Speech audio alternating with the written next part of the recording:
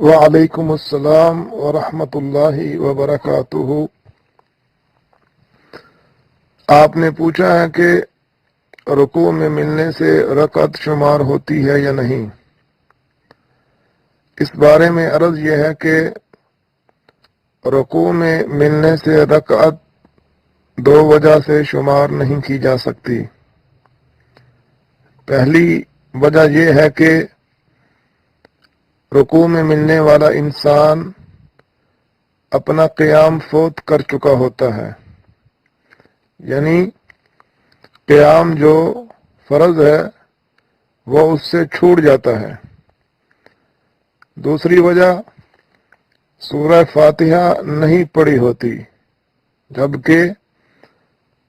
ہر رکعت میں سورہ فاتحہ پڑھنا لازم ہے، کیونکہ سورہ فاتحہ کے بغیر نماز نہیں ہوتی۔ اس سلسلے میں بہت واضح صریح احادیث موجود ہیں۔ باقی رہا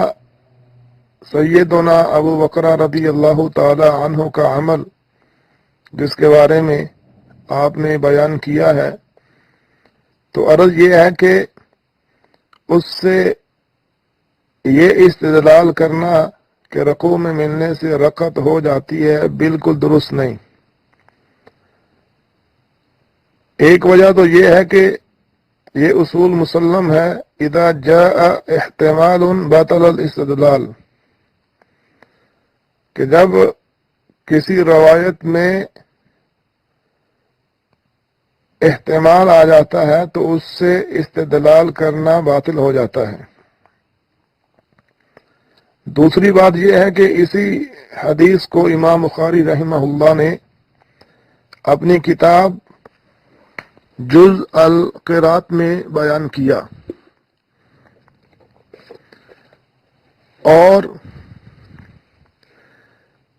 اسے بیان کرنے کے بعد امام بخاری رحمہ اللہ یہ وضاحت فرماتے ہیں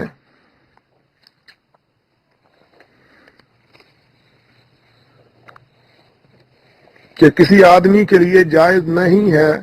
کہ وہ ایسا کام دوبارہ کرے جس سے نبی کریم صلی اللہ علیہ وآلہ وسلم نے روکا ہو۔ اور آپ کے جواب میں یہ بات نہیں کہ انہوں نے، یعنی ابو بکر رضی اللہ تعالی عنہ نے، قیام کے بغیر ہی رکوع کو شمار کر لیا تھا، کیونکہ کتاب و سنت سے قیام کا فرض ہونا ثابت ہے، جیسا کہ اللہ وحدہ لا شریک نے فرمایا وَقُومُوا لِلَّهِ قَانِتِينَ، اور اللہ کے لیے عاجزی سے کھڑے ہو جاؤ۔ دوسری جگہ فرمایا اذا قمتم الى الصلاة، جب تم نماز کے لیے کھڑے ہو جاؤ۔ امام بخاری رحمہ اللہ نے دو باتوں کی طرف اشارہ فرمایا ہے۔ پہلی بات یہ کہ جب نبی کریم صلی اللہ علیہ وآلہ وسلم اس کام سے روک چکے، منع کر دیا، تو اب امتیوں کے لیے یہ جائز نہیں ہے کہ وہی کام دوبارہ کریں جس سے اللہ کے رسول منع فرما چکے ہیں۔ دوسری بات یہ کہ اس سے یہ بھی لازم نہیں آتا کہ ابو بکر رضی اللہ تعالی عنہ نے قیام کیے بغیر ہی رکوع کو شمار کر لیا، رکعت کو شمار کر لیا،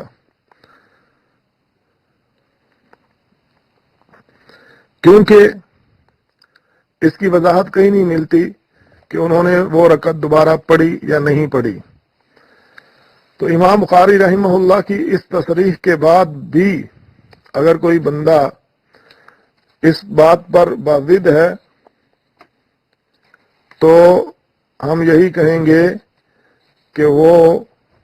صحیح احادیث اور صحابہ کرام رضوان اللہ علیہم اجمعین کے آثار سے انحراف کر رہا ہے، کیونکہ امام بخاری رحمہ اللہ نے اپنی اسی کتاب یعنی جز القرات میں سیدنا ابو ہریرہ رضی اللہ تعالی عنہ کا بھی ایک اثر نقل کیا ہے، جس میں وہ فرماتے ہیں لا یجزئک الا ان تدرک الامام قائما قبل ان یرکع،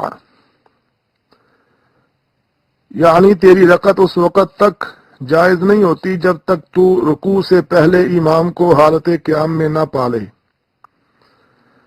اس کی سند حسن ہے، اور اس سے یہ بات معلوم ہوتی ہے کہ رکوع سے پہلے امام کو اگر حالت قیام میں پا لیا جائے تو وہ رکعت ہوگی، بصورت دیگر وہ رکعت شمار نہیں کی جائے گی۔ اسی طرح امام بخاری رحمہ اللہ نے اپنی کتاب جز القراءت میں سیدنا ابو سعید خدری رضی اللہ تعالی عنہ کا بھی ایک اثر نقل فرمایا ہے۔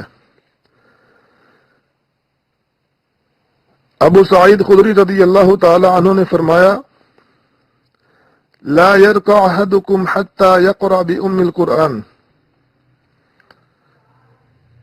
کہ سورہ فاتحہ پڑھے بغیر تم میں سے کوئی بھی رکوع نہ کرے،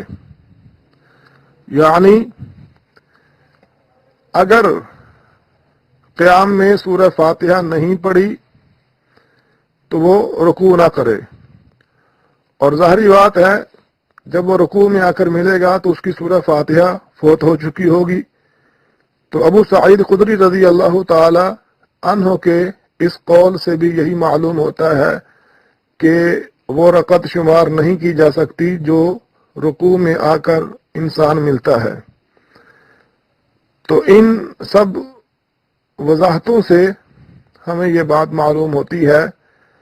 کہ راجح، افضل، بہتر اور یقین والی بات یہی ہے کہ آدمی کو ہر اس بات کو چھوڑ دینا چاہیے جس میں شک شبہ ہو، اور رکوع کی رکعت میں چونکہ یہ اشکال پایا جاتا ہے کہ اس کا قیام بھی رہ گیا، سورہ فاتحہ بھی رہ گئی، تو ایسے انسان کو وہ عمل نہیں کرنا چاہیے جس میں شکوک آ جائیں، اور نبی کریم صلی اللہ علیہ وسلم کی تعلیم بھی یہی ہے کہ شک والی بات کو چھوڑ دیا جائے۔ تو اللہ وحدہ لا شریک ہمیں عمل کرنے کی توفیق عطا فرمائے، اور ہمیں نماز اسی طرح پڑھنے کی توفیق عطا فرمائے جس طرح رسول اللہ صلی اللہ علیہ وسلم نے ہمیں نماز سکھلائی ہے۔ اللہ ہمارا حامی و ناصر ہو، اور اس مسئلے کو اللہ سمجھنے کی توفیق عطا فرمائے۔ ھذا ما عندی واللہ اعلم بالصواب۔